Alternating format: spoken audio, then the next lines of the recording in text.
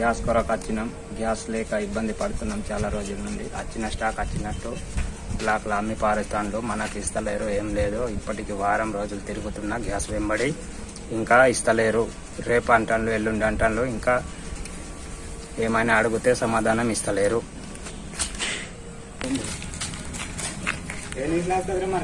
ఏడాచినాయే